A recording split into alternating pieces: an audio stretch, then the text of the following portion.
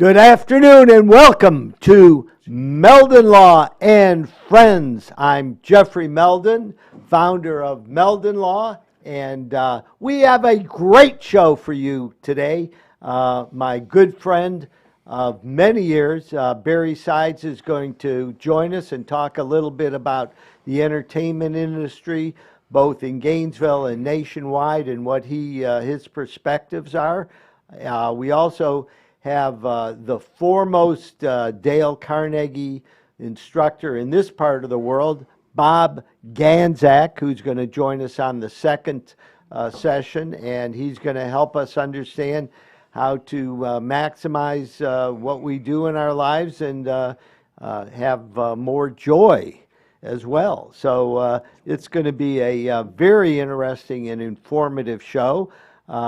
Meldon Law, of course, is the only official law firm partner of the Florida Gators. And as a result, we are trying to support everything that the Gators do. And this week, we have a couple great contests going on.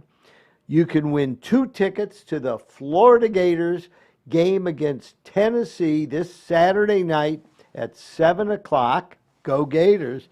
And it's going to be really an exciting game. Under the lights, it's always a big time at, Spurrier Field. By the way, we are broadcasting from Spurrier's Gridiron Grill and Restaurant here. Amazing place. Yeah. So anyhow, this Saturday, not only do we have 2 tickets for the Tennessee game at 7 o'clock on Saturday, but we have a $100 gift certificate to Spurrier's Gridiron Grill. So all you have to do is go to our Facebook page, Meldon Law. That's Meldon Law Facebook page, and enter the contest. It's free, and we've had some really exciting winners, so just remember that. Next, we have volleyball. The Gator Volleyball is opening up against Mississippi State for their first SEC match this Thursday and Friday. Both games are set for 7 p.m. And we have 6 tickets for each match, a set of 4 and a set of 2 for both the Thursday night and Friday night match. And the Lady Gator volleyball team is incredible. You don't want to miss it, so go and see that. And also, check us out on our radio show every Saturday morning on the Sky 97.3 FM. It's called Meldon Law Talk, and we've been on for 19 years. We're getting ready to enter our 20th year on the Sky, and we're there every week, Saturday morning, 10:30, 97.3, and it's a live call-in show. So we got a lot going on, and we always have interesting guests for that show as well. I want to introduce my... Sorry, we're out of time. Thanks for coming.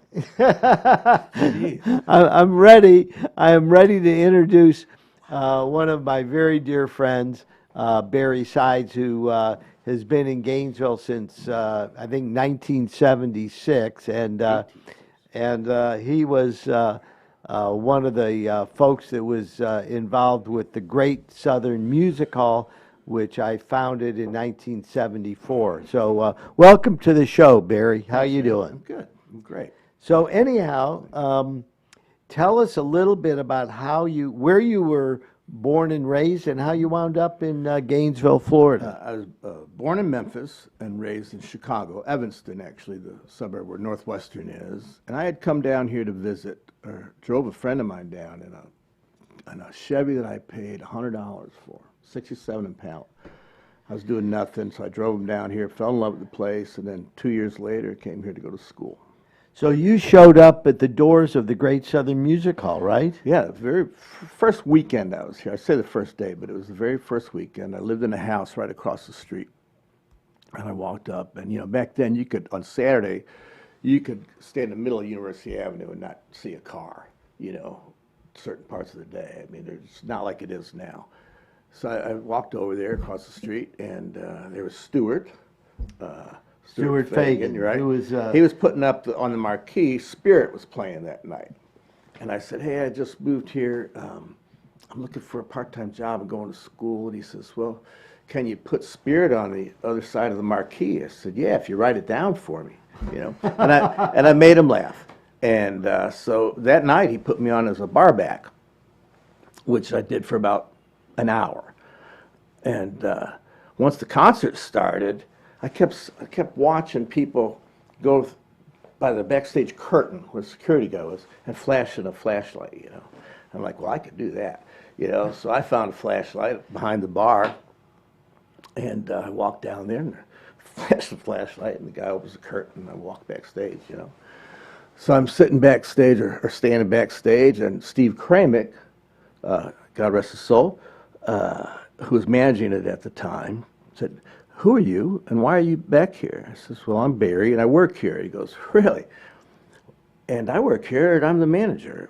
How did you get back here?" I said, "Well, I did. He says, "Really?" He said, "All right, you stay here. Don't let anybody else do what you just did." You know? And it kind of started from there, and it was just amazing.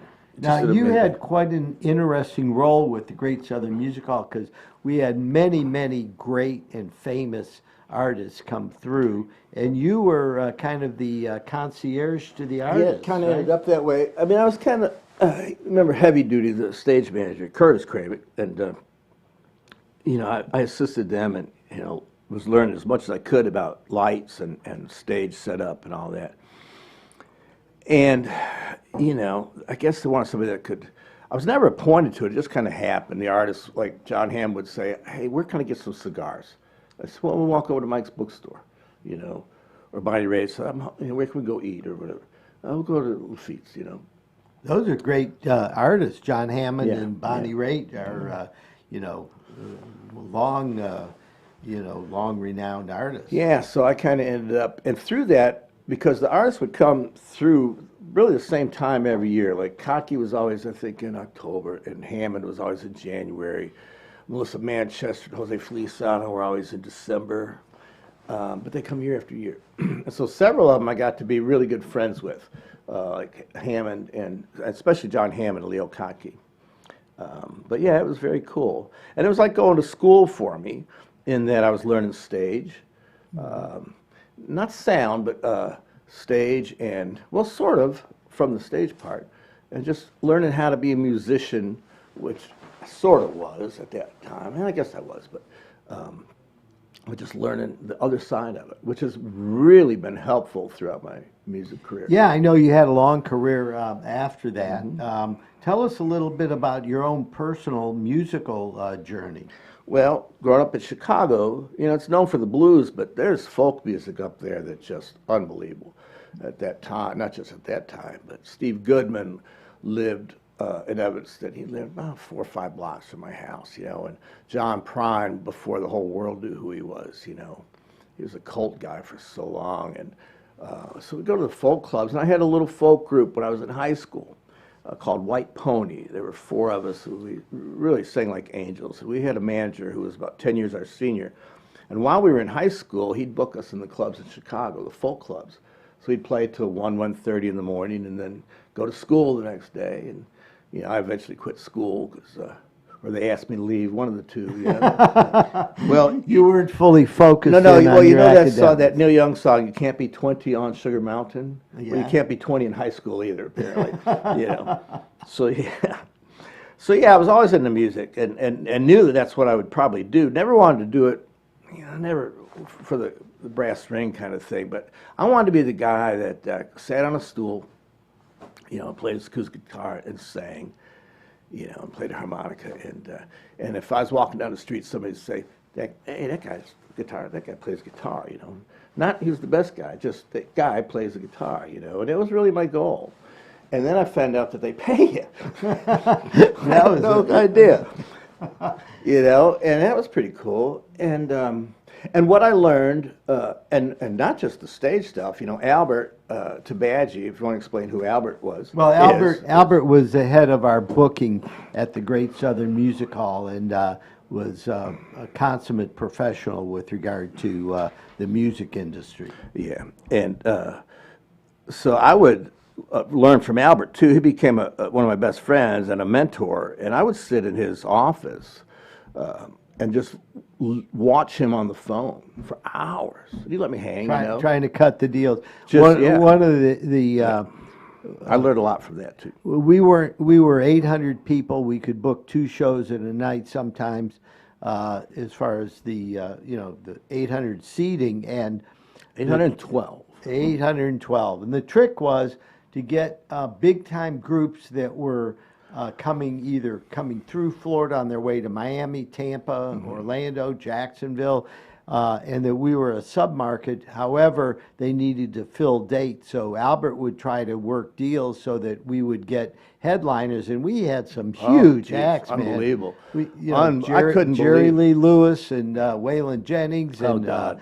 we B.B. had King, Ray Charles, Taj Bo Mahal, Diddley. We had Muddy Waters, Leon, and then the kind of not offshoot, but Leon Redbone, Jimmy Spheres, LaBelle, Patti Patti LaBelle. LaBelle, right? Sure. Oh, Minnie Riperton, who was just so wonderful, and you had a relationship with her, not sexual, well, maybe, but No, but and her Minnie- daughter Maya Rudolph was born here. Correct. in my Gainesville. Minnie Riperton and her husband Dick Rudolph were good friends of ours, and we were actually at their home when they brought Maya Rudolph back so funny. from Alachua General When Hospital. I tell people that, they go, "Why are you talking about that?" Well, most people don't even know that Maya is Minnie's daughter. So anyhow, Barry, you really developed a music career, and you wound up, opening for great acts like Bob Dylan and others. Tell us a little bit about that. Well, it's interesting, and it's again some of it's just learning, just the shtick, if you will. I don't know the biz part, but I got a call from student government, and they asked me if I'd be interested to open for George Thorogood, and I can read, and then. I said, well, yeah, sure. I said, well, do you have a band? And I said, of course I have a band. I had no band. So I said, but let me call you back in 15 minutes and I'll check with the guys. And so I called my favorite guitar player, my favorite drummer, and my favorite, bass player. And that was our very first gig. We were together for 1 week, and we played in front of thousands of people at the O'Connell Center. Yeah, I And we remember killed it. George And we killed Thorogood it. and the Destroyers. They were incredible. When we come back from the break, I'll tell you a really good, cool George story there. Well, But, yeah. Well, we are at Meldon Law and Friends. I'm with a very famous musician and great friend, Barry Sides, and we're going to get ready to go to a break. Again, remember, we've got 2 tickets for the Florida Gator game against Tennessee this Saturday. Just go to Meldon Law Facebook page, and you'll also be able to get a $100 gift certificate along with the gift certificate along with the tickets. $100 gift certificate to Spurs and the 2 tickets to the Tennessee game. We'll be back in 60 seconds. The Gator Nation will be the first to tell you that in all kinds of weather, we all stick together, which is why Meldon Law is honored to be the only official law firm partner of the Florida Gators. We hope you never find yourself the victim of a serious accident, but if you do, our team is here for you. Gators won't back down from a fight, and neither do we. When you're a member of the Gator Nation, you know what it means to never back down. Meldon Law has been a proud supporter of the Gator Nation since 1971. 2 forces that won't back down. As the old saying goes, if you can't beat 'em, join 'em.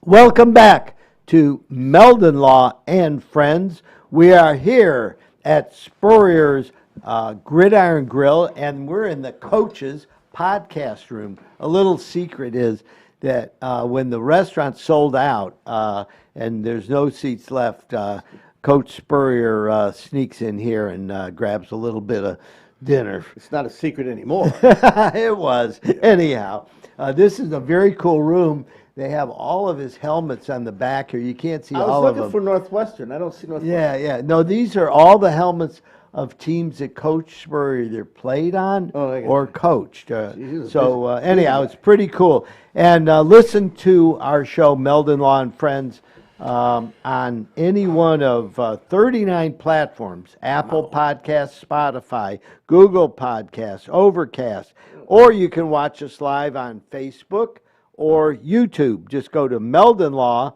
and Friends. We're here with Barry Sides, who's a famous musician and a great friend of the Meldon Law family. Barry, you were telling us some stories about opening up for George Thorogood, and you were getting ready to give us a little more insight as to some of the things you've accomplished in your career. Well, the Thorogood was really our first gig, and I'll try to tell this real quick, but it was in the O'Connell Center, and our dressing room was the locker room, the basketball locker room. And because the O'Connell Center, we could have no alcohol, but the headliner can.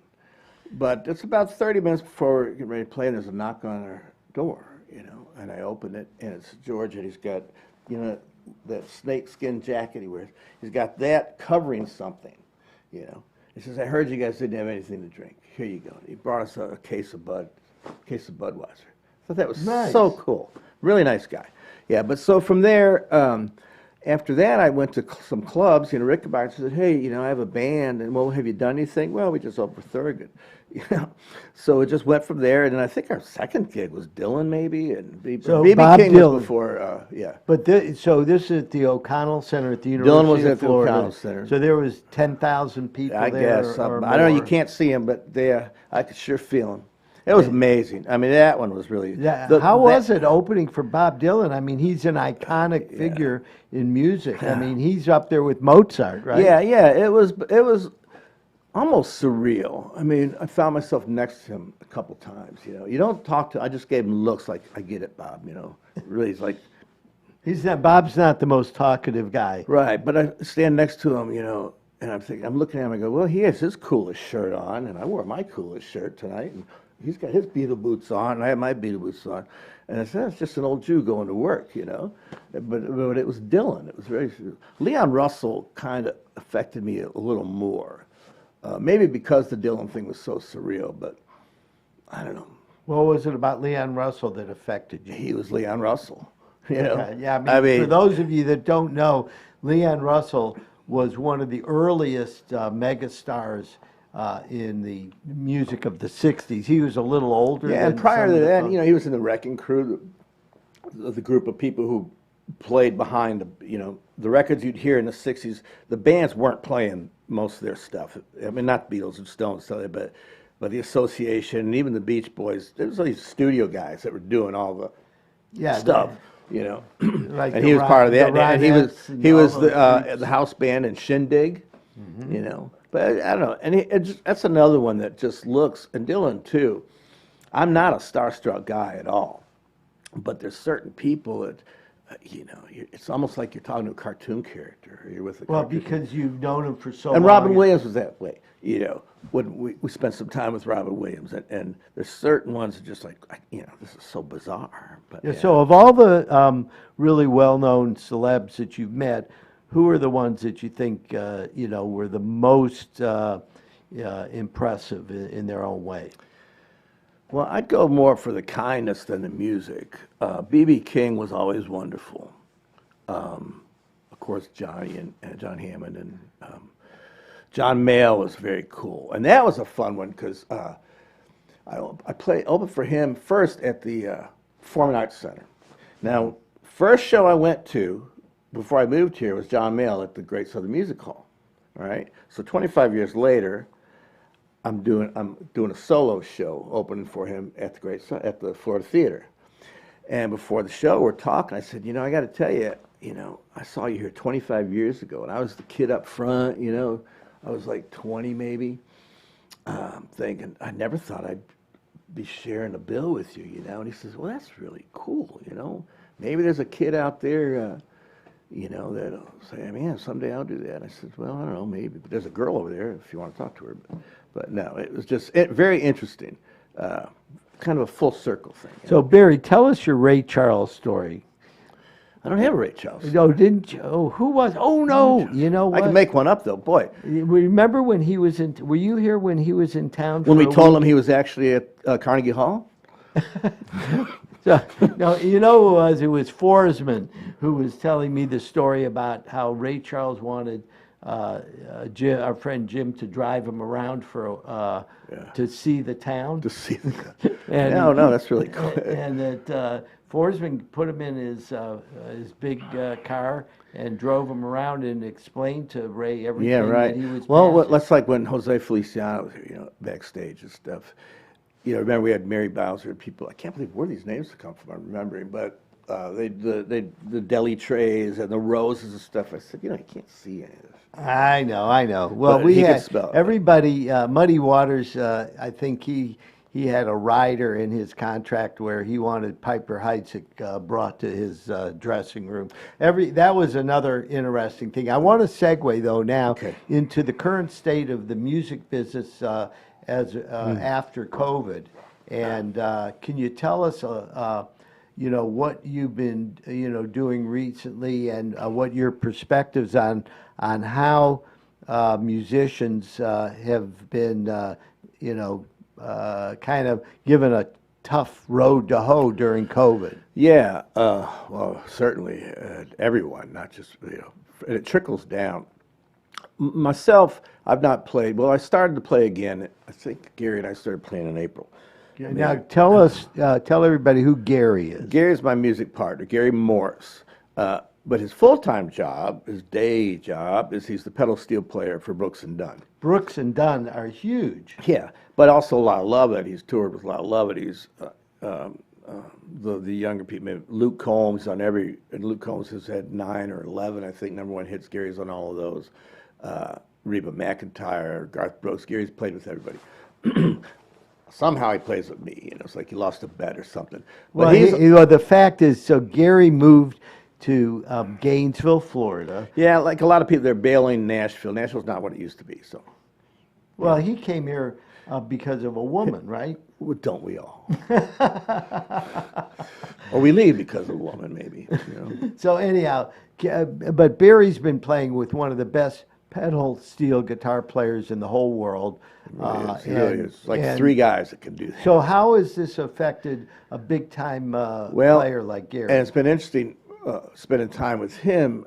Certainly I know it locally and regionally, but the way he's explained it is, well, he's on tour now, which is April 2020 tour. And they're just starting it, And they've had some shows cancel along the way. But what interesting to me is he talks about, you don't realize that for an act like Brooks and Dunn, there's another 100 people on the payroll. Right. Everybody that's moving the show around, everybody. The truck drivers, and there's more than one truck. The bus drivers, more than one bus. The caterers, the lighting people, the sound people that travel with you. It's just, and so when the bottom fell out of the world, and Nashville really got hit hard because a lot of these guys that aren't the superstars, but they're playing on Broadway 4 or 5 nights a week, and then doing session work, and they're making Broadway in Nashville. Yeah, right. And they're making huge money, never thinking it would go away. So probably didn't save real well and all that because you're buying guitars and amps and stuff. And when this thing hit, a lot of them, Gary was telling me, lost their homes. Some of them killed themselves. A lot of them went through really tough times, real tough times. Plus, it took away your identity. And that's what I kind of, not struggled with, because if I never play again, I've done it, I'd hate that, but I'd be okay. But I can't imagine being a younger cat coming up, like I was, where you're just getting started and boom, it's gone, Yeah, so right now... And it's still weird. Right now, we're just starting to come out of it, but I know that, events have been canceled already for this fall. I was going to go to the New Orleans Jazz Fest October 15th, and then they had to cancel that. Right. There's, all of a sudden now, acts are starting to get on the road, but they're dealing with challenges and limitations. So they really are. It's kind of sad because you have great artists, and the whole entourage around it. When you go to this concert hall, there's all these people that make it an incredible experience. Right. And their families That's right. were completely. And then it trickles down from there too to have the ticket takers, the local people that promoters, run- people yeah, who the the people that who run the event. venues. Like to do a show at the O'Connell Center. How many? Gosh, you got offices full of people. And so yeah, it really Well, so what do you trickled see down. happening over the next couple months or so? It's going to stay about. I think it's going to stay about what it is for a while. Next year, hopefully, it's going to change some things. But then again, it may not because I'm seeing these full stadiums and everything.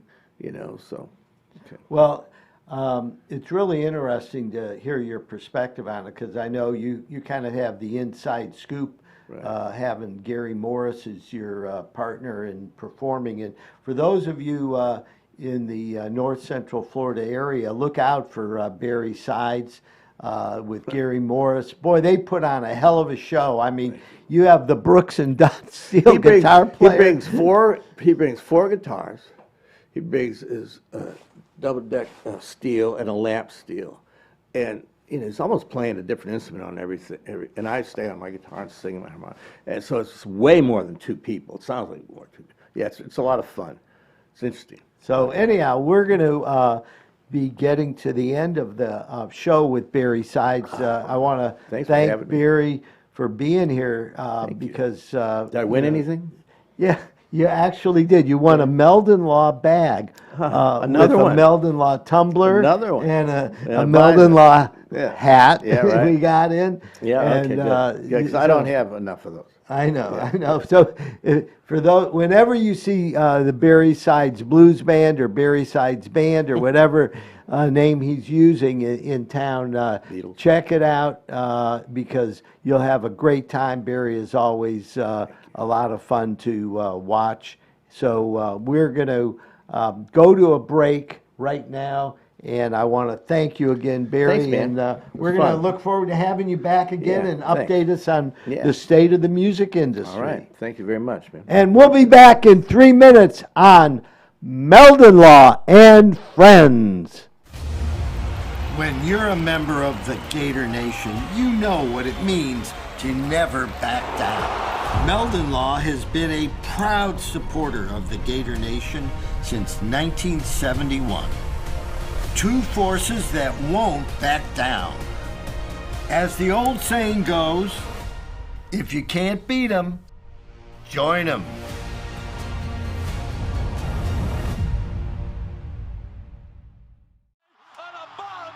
We still hear it. The sound of victory. The joy of being part of something great.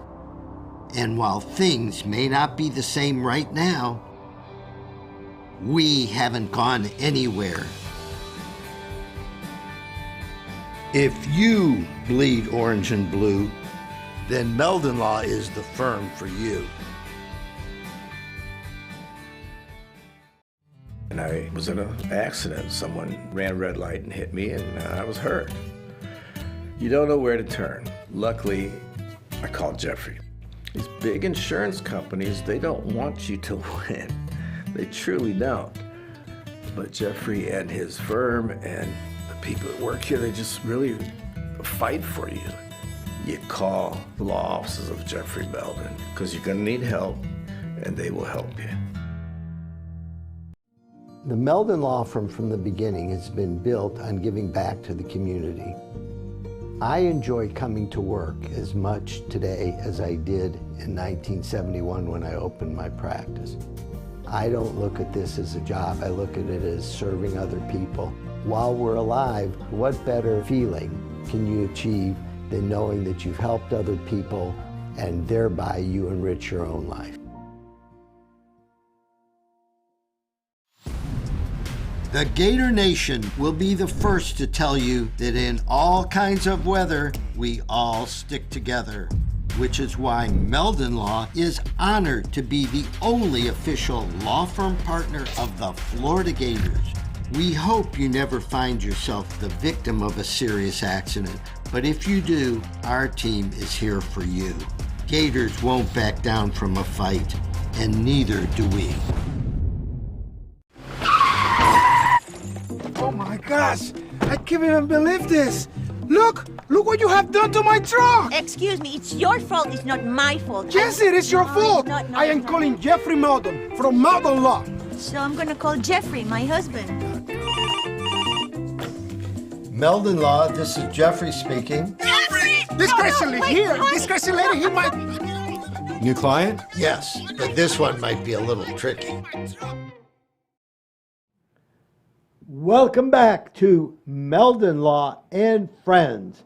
I'm Jeffrey Meldon, and I am the founder of Meldon Law, and I'm here with my law partner and son, Kerry Meldon. How you doing today, Kerry? I'm happy to be here, Dad. We're here and we're not celebrating a Gator victory, but I felt like the Gators showed out this past weekend versus Alabama. Everybody's talking about the Gators and how Alabama could have lost that game. So anyhow, we're very excited to be Gators.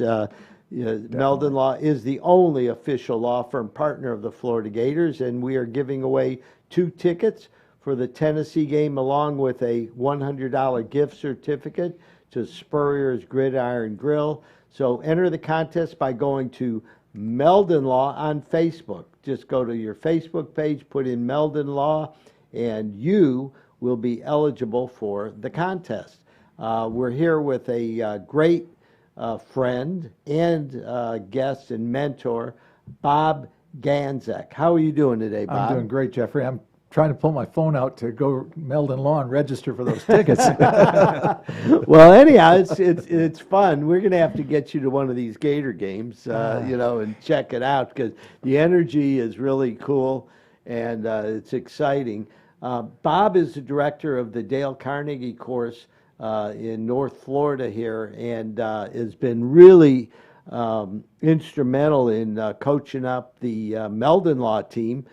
4 members of our team, including Kerry Meldon and other valuable members, have been going to the Dale Carnegie course. And today is a big day because the next course for Dale Carnegie starts tonight at 6 o'clock. And yours truly, Jeffrey Meldon, will be there in the course. And if you want to join us, just go to Dale Carnegie. Google it, North Florida, Gainesville, put in there, and Bob will get you. And if not this week, you can start next week. I highly recommend it. We have had nothing but rave reviews from our team members that have gone through the course.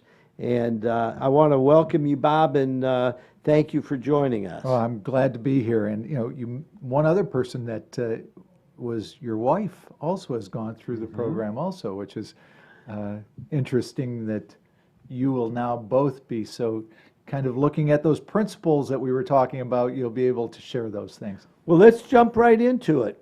People listening or watching are going, well, we heard of Dale Carnegie, and I think you wrote a book. Yeah. And tell us a little bit about the Dale Carnegie course itself, and what are some of the principles that you teach in the course? Well, there's 5 key areas that we work with in the Dale Carnegie class, which is building self-confidence. We all have confidence in some areas, yet there's some areas that we lack in, and how can we improve in those areas?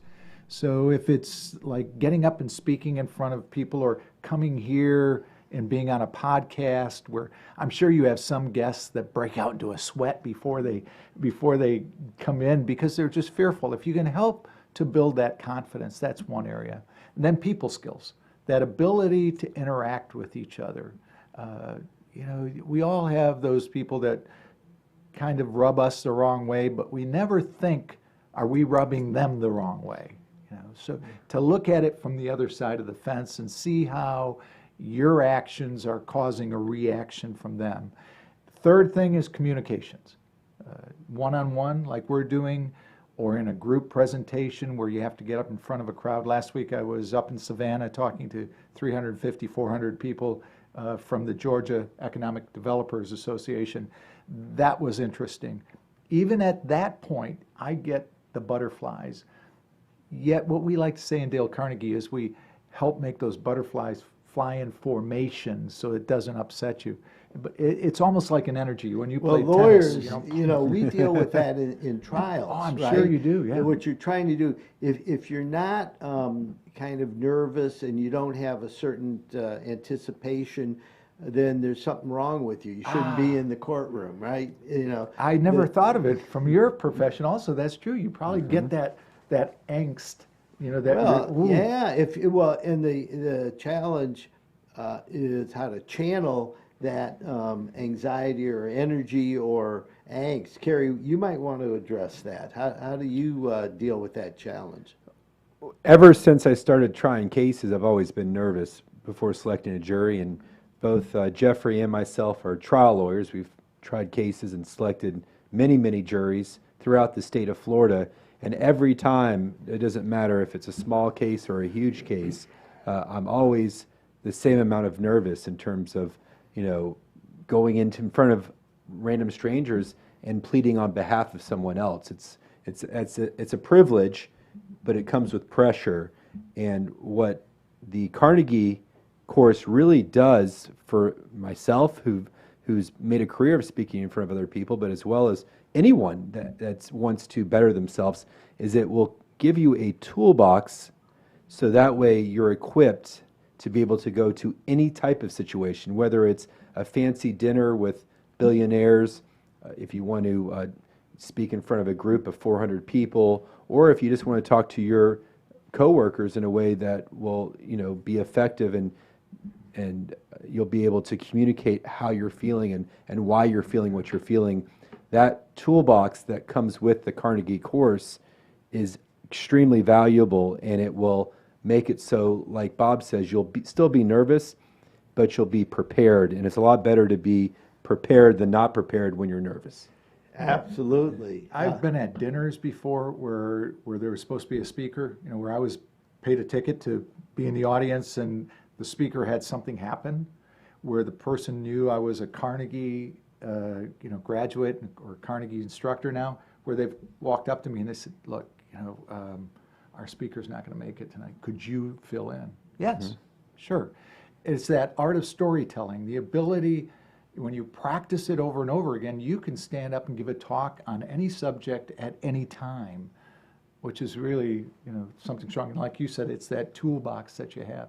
Warren Buffett said that if you're going to be successful in the 21st century, you must learn how to speak to groups of people. It's just what it is. You'll hear that again tonight, by the way. Good. So I think you were on discussing Third numbers part. three. Now we're moving on to 4. Leadership. A lot of us learn leadership from bosses that we had, or parents, or what our perception of leadership was as we were a child and growing up, and depending on the type of family you grew up in. We give you a set of tools that you can utilize in leadership so that maybe sometimes you're not getting the right response from your team that you want, and you keep on using the same technique. Well, you'll have a number of different techniques to be able to work with that individual and how to build that rapport with them. And then the last one that we cover in the class is managing stress and worry. Now, we all have had that in abundance over the last couple of years. Why do some people seem to be able to navigate it differently than others? And where some people are crushed by that and some people aren't. And the thing that I hate to hear is, that's just the way I am. We were talking about that outside. That's just who I am. Well, you're an attorney, right? You weren't born an attorney. You became an attorney. You can change your behaviors also. It's education, it's repetition, it's practice, and having a good coach. And you can make those shifts. Well, it's interesting because I've had a long legal career, and in the beginning, I definitely stressed more than I do now, even though I have much higher overhead, more responsibility now. I've been through it so long, and when you have one success, it builds on another success and another, and all of a sudden, and it's the same thing, if you're talking about, pro football and Tom Brady. How does Tom Brady get to where he is now at an older age, still being a top-notch, dominant quarterback? He's from Michigan. That's University of Michigan, right? But there's something in a Subway commercial that really jumps out at me because I've read a lot about Tom Brady, and there's the little joke at the end of the Subway commercial that he's in where they say, "Well, you don't eat bread anyways, Tom," and it's discipline. It's discipline that you do those things. I saw a picture. Carrie knows I'm a big Bruce Springsteen fan, and I saw a picture of Bruce at age 72, like just absolutely sculpted. I mean, he is in incredible shape. He was on the beach in Jersey, walking down the beach in a bathing suit, and he just is sculpted. That doesn't come by accident. If you're going to do 4-hour shows at age 72, though, and jumping around the stage as a rock star, you better be in shape. Correct. You have to prepare yourself. Well, I mean, that's something that I've preached for a long time is, being prepared for success. That, you do need to create a certain amount of discipline. And it's not necessarily, something that you don't like doing. It should become a habit that you actually look forward to.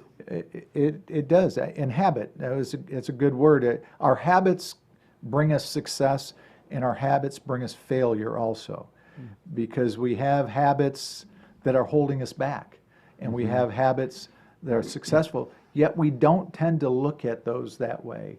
I just, today I made a shift in my cable business, and I noticed that I'm going to be missing 2 channels that I used to watch. And at first I thought to myself, darn, I've got to get that other package so I can have those 2 channels. And I thought to myself, those 2 channels don't do anything for me.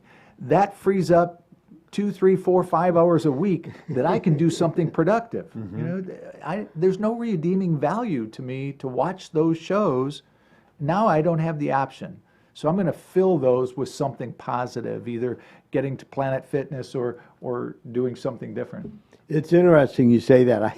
One of the carpenters, great carpenter, terrific craftsman working on our house, I was talking to him the other day because he was working on a new shower we're building at the house, and he's saying to me, I don't watch football on TV. I said, well, what do you watch on TV? He said, well, I don't really watch TV. I go outside. I like working outside, and I'm usually outside till dark.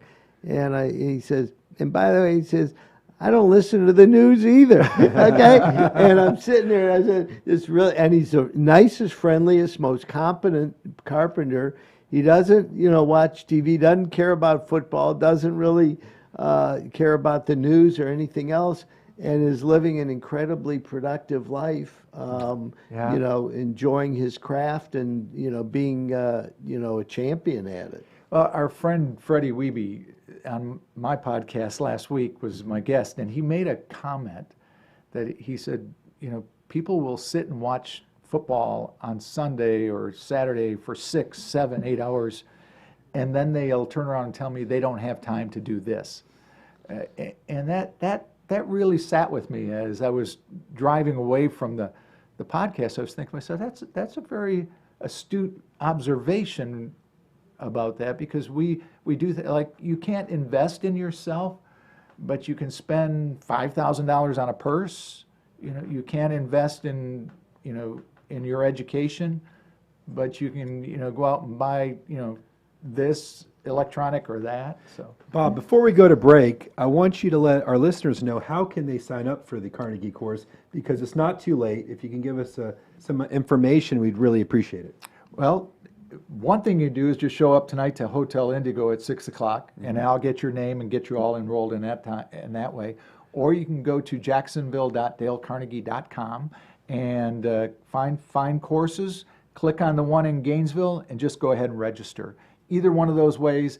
If you can't get it, that's not going to be an excuse that you can't get enrolled. Show up to Hotel Indigo tonight and just come out and I'll get you enrolled. Yeah, the Hotel Indigo's at Celebration Point in Gainesville, and we're really excited. I'm excited. It's going to be my first class, so if I can do it, you can do it. We're going to come back in 60 seconds on Meldon Law and Friends with our good friend Bob Ganzak. When you're a member of the Gator Nation, you know what it means to never back down. Meldon Law has been a proud supporter of the Gator Nation since 1971. Two forces that won't back down. As the old saying goes, if you can't beat 'em, join 'em.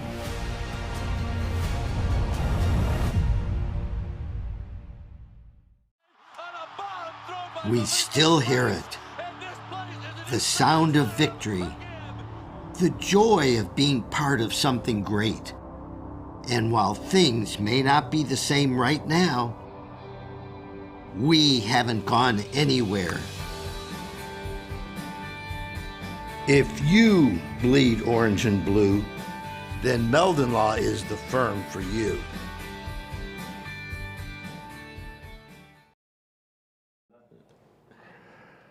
Welcome back, Gary. I jumped the gun there. I thought I had it. Dad's like, you're going to take it away, and then I think he's used to it.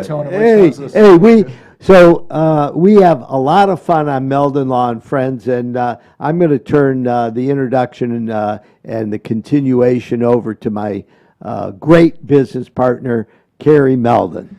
Thank you. I appreciate the introduction. Now, the Dale Carnegie course that's going to be offered tonight in Gainesville at the Hotel Indigo is located at Celebration Point, right near the beautiful movie theater that was just built, and Spurrier's Gridiron Grill. Before we get into what this Dale Carnegie course involves, I want to have Bob Ganzak tell us a little bit about how that you can sign up and where to show up if you want to be a part of this incredible class. Well, again, if you come out tonight, I'll get you enrolled. And here at Celebration Point, Hotel Indigo, as you come in, the meeting rooms are way around to your left. Just come back and find us. We'll be there. There'll be a whole group of people. A lot of quiet people tonight because they're a little nervous about what's going to happen. Man, we got 4 people from Meldon Law are showing up tonight, and they don't know what they're getting into. Yes. And I'm looking at a couple of your people through the glass here at Coach's podcast room that are probably a little nervous. It's that at pre-class jitters, which is okay. I try to bring that down. Or you can go to, now this is an in-person class. We'll be in person. It's energetic. It's a lot of fun. You're learning in a world. It's not a lecture. It's not somebody up there talking to you week after week. It's 8 straight weeks on Tuesday nights for 3.5 hours. Very limited homework, some reading. There's no writing or anything like that. So it's really something that you learn something in a room, then you go practice it in your life every day. It'll improve your world at business, at home, with your family. If you're a parent, I like to tell people you'll be a better mom or a better dad, a better brother or sister, a better son, better dad, better whatever. You're going to be that. Better partners, everything. It helps you become a more rounded individual. And Bob, I will let you know, taking that course, and I took it last year during COVID, was actually one of the highlights of that year, of 2020, not only for the knowledge that I gained, but the sense of accomplishment and camaraderie. Since it's an in-person class, we've been so separated. And even in my business, which is a service industry business, when we deal with people, a lot of my hearings and a lot of my depositions and my trials, everything has been on Zoom. And although Zoom is a very effective communication tool, it's not a substitute for the real thing, which is in-person communication. So I always felt really good leaving the course because I felt like I accomplished something. So for those listeners out there that want to feel a sense of accomplishment, do yourself a favor, come down to Hotel Indigo in Gainesville, Florida tonight. It's every Tuesday at 6 From 6 o'clock till 9:30. 6 to 9:30, and Bob's going to walk you right through, and you're going to feel welcomed. There's no, it's a very, very friendly atmosphere, and they're going to make sure no matter what even if you don't even have a job, you can join the class and gain a lot from it. A lot of people have come to that to network, learn how to network better. It's part of what happens. And we also have a group of graduate assistants that sometimes they get, I try not to take them for granted, but sometimes they get overlooked. And we have Absolutely. four graduate assistants in this class. Wow. Our lead graduate assistant is Doreen Wiebe, who does a terrific job. Amazing. And Yeah. then Soli Schrack is one of our graduates. Matthew Thompson from West Fraser Lumber. And then Mary Norman is driving down from Lake City to be one of our graduate assistants. So there's a great group of people that'll support you. They're there all 8 weeks for you. Absolutely. Even in between classes, answer questions, help you out. If you have a question about your homework or anything that is going on, they'll be there for you. Yeah, it really does. I think if you need that, if you're feeling down and you feel like you're in a rut, this is a great opportunity to get yourself out of that rut and start feeling like you're making a positive change within yourself, which also helps your ability to serve other people. I know after the class was completed, I've been working with Bob one-on-one on leadership principles, and the more I work with him, the more I learn that I am imperfect and I have a lot more to learn. But that's a good thing because that allows us to strive to be better, and we always have a sense of hope. And you grow. The fact is sometimes people get to a certain part in life. If your goal is to be an attorney, hey, I'm an attorney, and I'm going to sit here now tell everybody I'm an attorney. Well, it's what's the next level? Where are you going to next? How are you getting to that next level? And I mean, Jeffrey, 50 years as a lawyer, successful, hugely successful attorney here in town, and always trying to grow. I love that. Absolutely. I mean, Dad's attending the course, and he is absolutely excited about it. And it's a lot of time. I mean, it's a lot of time, but it's worthwhile time because you're going to learn something every time you attend a class. And by the time the class is over, you're going to say, I wish it was 2 or 3 sessions longer. Hey, I've got a seminar tomorrow morning at 8:15 in Sarasota, Florida, and I'm going to go to the class tonight from 6 to 9:30 and then get in my car, drive down to Sarasota, and I will be at that class at 8:15 tomorrow morning. I got you beat, Dad, because I was running the Fort Lauderdale Meldon Law office down in downtown Fort Lauderdale when I was attending the class in 2020, and I drove every week 5 hours to attend the Dale Carnegie class for 8 consecutive weeks.